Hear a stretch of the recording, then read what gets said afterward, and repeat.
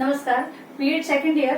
कल हम लोगों ने समावेशी शिक्षा से संबंधित जो बालकों के अधिकार हैं उनके बारे में अध्ययन किया था।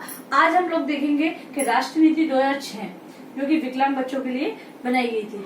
विकलांग व्यक्तियों के लिए राष्ट्रीय नीति 2006 केंद्र सरकार की अध्यक्षता में इन बालक बालिकाओं के लिए राष्ट्रीय नीति 2006 बनाई गई, जिसके अंतर्गत ये लक्ष्य रखा गया कि इन बालकों का सर्वांगीण विकास होना चाहिए।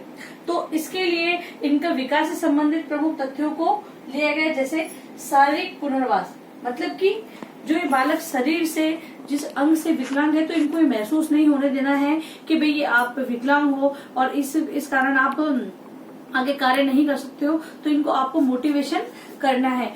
और जन्म से ही जब इस कारण का पता चलता है कि भाई इनका कोई अंग दिव्यांग है तो उसका उसी समय इलाज शुरू कर देना।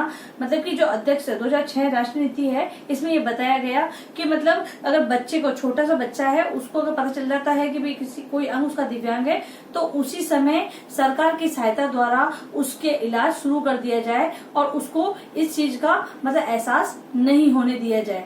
तो इस प्रकार शरीर से संबंधित जो भी उसके अंग में प्रॉब्लम है तो उसका वो निराकरण किया जाए और उसको इसका महसूस नहीं होने दिया जाए कि आप निर्बल हो, आप नहीं कार्य कर सकते, उसको सबल बनाने की कोशिश की जाए। फिर बात थी कि शैक्षिक पुनर्वास। शैक्षिक पुनर्वास मतलब कि शिक्षण से संबंधित अगर शिक्षण कार्य में कहीं बाधा उत्पन्न हो रही है उसकी इस विकलांगता के कारण तो उसको दूर किया जाए। शिक्षक को, परिवार को और समाज को अपनी भूमिका निभानी होगी कि भाई इनको शिक्षा के क्षेत्र में आगे बढ़ाने के अंतर्गत। फिर बात ली गई आर्थिक पुनर्वास। अब जो आर्थिक पुनर्वास यानी अर्थ यानी धन से संबंधित है। मतलब कि इन बच्चों को जब माध्यमिक स्तर पे आ जाएंगे बच्चे तब इनको व्यवसाय से जोड़ा जाए ताकि ये खुद आत्मनिर्भर बन सके और आगे अपना रोजगार स्वयं प्राप्त कर सके।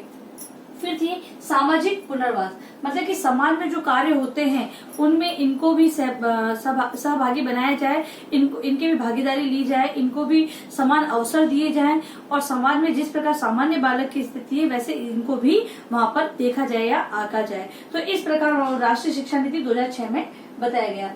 अब राष्ट्रीय शिक्षा नीति जो विकलांग व्यक्तियों के लिए राष्ट्रीय शिक्षा नीति 2006 है उसके सोपान।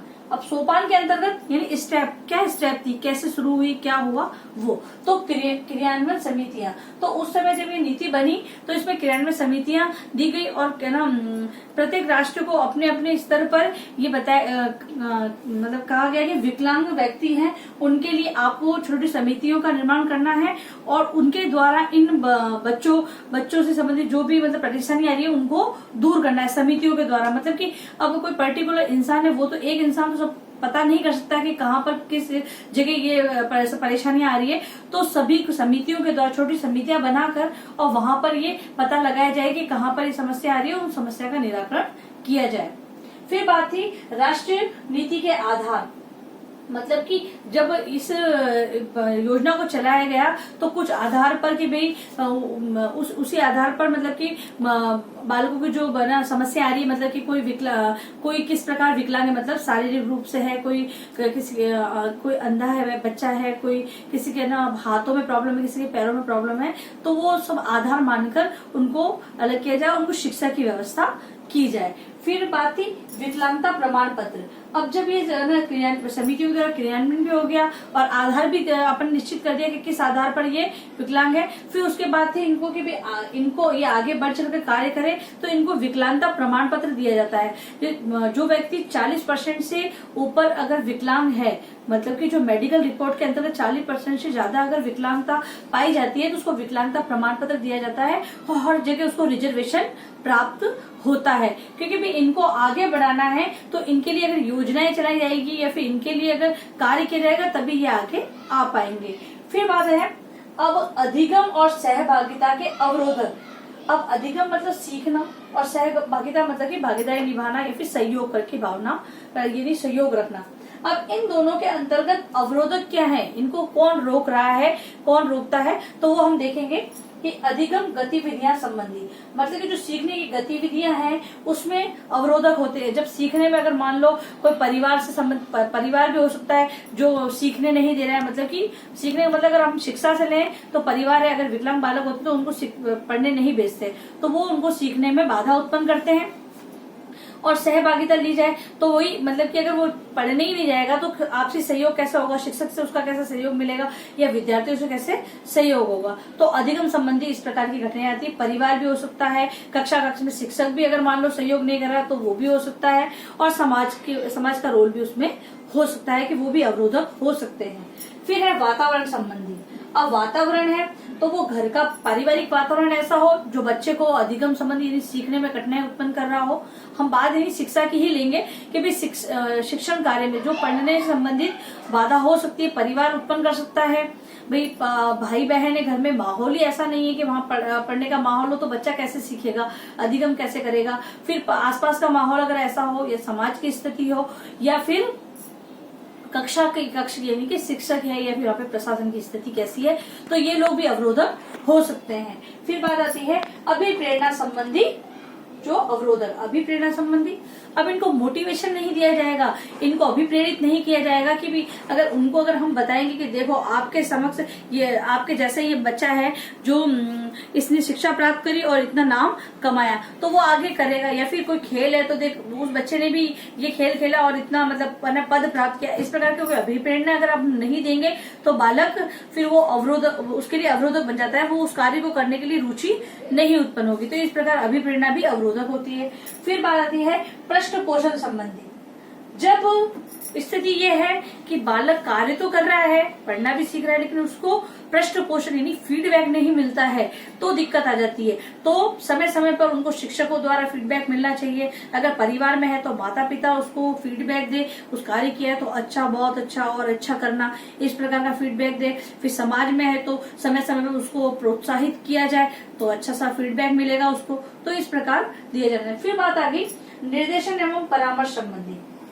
अब निर्देशन एवं परामर्श संबंधी यानी कि समय समय पर उस बालक को निर्देशन एवं परामर्श दिया जाएगा तो वो और आगे बढ़ सकेगा हर क्षेत्र में, शिक्षा के क्षेत्र में, फिर आगे वो व्यवसाय से जुड़ेगा तो व्यवसाय के क्षेत्र में, और फिर समाज वगैरह उसमें उसका स्थान अच्छा बन पाएगा। तो परिवार भी दे सकता है निर्देशन एवं परामर्श, शिक्षक भी दे सकता है, समाज भी दे सकता है।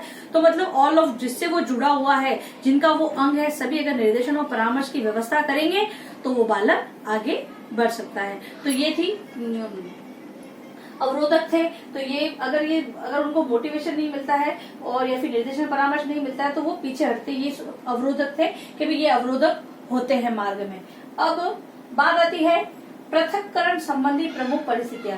पृथक करना यानी अलग करना। अब अलग करने की स्थितियां होती है, कौन कौन सी होती है, मतलब कहाँ पर इनको अलग कर दिया जाता है जिसके कारण ये बैक हो जाते हैं, पीछे चले जाते हैं। तो वो है नियंत्रण का पृथक्करण। नियंत्रण का अब एक उदाहरण के माध्यम से देते हैं। कक्ष में एक जो शिक्षक है वो अपना मतलब कि नियंत्रण करने के लिए अपना नेतृत्व करता है, वहां पर वो नियंत्रण को बीच में रख देता है जिसके कारण वो बंदिश में बन जाते हैं। भाई कुछ बालकों के कारण वो सभी को, जो टीचर है वो तो औसत को लेके चलेगा, तो वो पूरी कक्षा को मतलब कि नियंत्रण करने के लिए कुछ इस प्रकार के वातावरण को क्रिएट कर देता है जिसके कारण उन बालकों को भी ये चीज मतलब कि उसका झेलना पड़ता है, वो स्थितियां झेलनी पड़ती है। करते वो नहीं है, लेकिन जब कक्षा की बात आती है तो उनको भी सामान्य बालकों के साथ वो स्थितियां झेलनी पड़ती है। तो एक जो नियंत्रण होता है टीचर का, जो टीचर है वो गाइड कर रहा है, तो वो नियंत्रण की स्थिति जहाँ आती है तो सामान्य बालकों के साथ उनको भी उस स्थिति को सामना करना पड़ता है। फिर बात आती है तो इस नियंत्रण को अगर पृथक कर दिया जाए, अलग कर दिया जाए, एक अच्छे शिक्षक को ऐसा व्यवहार करना चाहिए कि उनको इस स्थिति से अलग रखना चाहिए और सामान्य बालकों को अलग रखना चाहिए, ऐसी बात कही गई है। फिर है तनाव का पृथक्करण।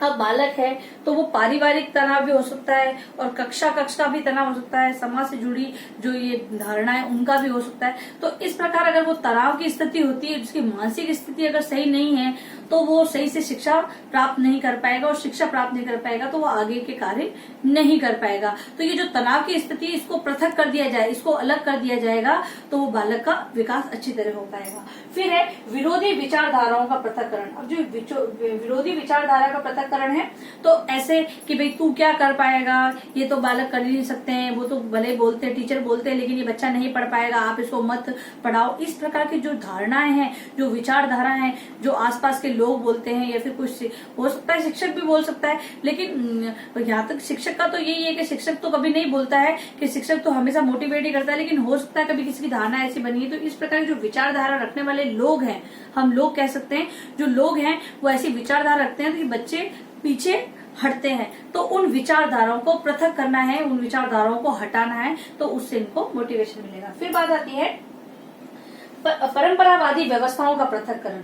अब परंपरावादी व्यवस्था मतलब कि देखा होगा आपने, परिवार में निश्चित आजकल तो नहीं है इस प्रकार की स्थिति, पर पहले थी स्थिति, लेकिन हम ये नहीं कह सकते कि बिल्कुल नहीं है। हो सकता है कहीं कहीं पर है स्थिति कि भाई आप लड़का है तो इतनी पढ़ाई करेगा, लड़की है तो इतनी पढ़ाई करेगी। और जब लड़का लड़की में डिवाइडेशन कर दिया कि लड़की है तो इतना ही पढ़ेगी और लड़का है तो इतना पढ़ेगा, तो जब इन बालकों की स्थिति आती है, जहाँ कैटेगरी इन बच्चों की आती है, तब ये बात होती है कि भाई तू पढ़ के क्या करेगा। तो इस प्रकार की जो परंपरावादी जो विचारधारा होती है, जो इनकी चले आ रही है, व्यवहार होता है, तो इस कारण इन बच्चों को मतलब कि बहुत हानि पहुंचती है, शिक्षा नहीं मिल पाती है, इस प्रकार की स्थिति होती है। तो इनको क्या करना है, पृथक करना, इनको हटाना है। फिर बात आती है नकारात्मक व्यवहारों का पृथक्करण। अब नकारात्मक व्यवहार, भाई टीचर परिवार है तो परिवार में चलो एक बार मंजूरी भी दे दी कि हाँ भाई इनको पढ़ने के लिए भेज दिया जाए, लेकिन व्यवहार तो वही है उनका, व्यवहार चेंज नहीं कर रहे, वो भेज रहे पढ़ने लेकिन व्यवहार चेंज नहीं कर रहे हैं। नकारात्मक व्यवहारों में उससे बात कर रहे हैं, व्यवहार तो नकारात्मक ही रख रहे हैं, तू क्या करेगा, पढ़ेगा नहीं, ये नहीं, जो भी बात होती है वो अगर ऐसा व्यवहार रखते हैं तो बालक पढ़ पाएगा, नहीं पढ़ पाएगा। तो सबसे पहले परिवार को क्या करना है, इन धारणाओं को हटाना है, ऐसे व्यवहारों को हटाना है। तो परिवार हटाएगा तब वो शिक्षक को बोल सकता है, या आसपास के बच्चे उनको परेशान कर रहे हैं, नकारात्मक व्यवहार रख रहे हैं उनसे, तो वो उनको बोल सकते हैं। और अगर एक शिक्षक रहेगा तो वो समाज को भी बोल सकता है। तो इस प्रकार फिर बात आती है कठिन अधिगम गतिविधियों का पृथक्करण। अब भले ही इनको सामान्य बालकों के साथ स्थान दिया गया है, ये सामान्य बालकों के साथ पढ़ रहे हैं, लेकिन अधिगम संबंधी कठिनाइयां जो आ रही है उसको एक अध्यापक को या तो उसको सरल करके बताए, या फिर ऐसी स्थिति उत्पन्न न होने दी जाए, उनको हटा दिया जाए, उनको पृथक्करण किया जाए, तब ये बच्चे सीख पाएंगे। आप सामान्य बालकों के साथ इनको पढ़ा रहे हो, लेकिन आप एकदम सेम कंडीशन रख के इनको पढ़ाना चाहोगे तो ये नहीं कर पाएंगे। इनको आपको समय देना पड़ेगा, इनके लिए एक स्पेशल टीचर की व्यवस्था करनी पड़ेगी, तब ये बच्चे सीख पाएंगे। तो ऐसी जो अधिगम संबंधी जो कठिनाइयां आ रही है उनको पृथक करना चाहिए। तो ये थे हमारे आज के टॉपिक। अब गृह कार्य प्रश्न, विकलांग छात्रों के अधिगम और सहभागिता के प्रमुख अवरोधक बताइए। फिर दूसरा प्रश्न है, विकलांग राष्ट्रीय नीति 2006 क्या है, इसके प्रमुख सोपान बताइए। ये दो प्रश्न हैं। और उसके बाद आप लोगों से निवेदन है कि आप लोग जब भी घर से बाहर जाएं तो मास्क या अपने फेस को कवर करके जाएं, और जब भी आप कहीं जाते हैं तो कम से कम आप 6 फीट की दूरी आपस में बनाए रखें, और सभी को कहें कि आप थोड़ा 6 फीट की दूरी बनाए रखें। और अगर आप सार्वजनिक स्थल पर जा रहे हैं तो वहां पर किसी भी चीज को आप छू रहे हैं तो आप अपने हाथों को साबुन से अच्छी तरह धोएं या फिर सैनिटाइज करें। और यही बात आप सभी को बताएं और सुरक्षित रहें। धन्यवाद।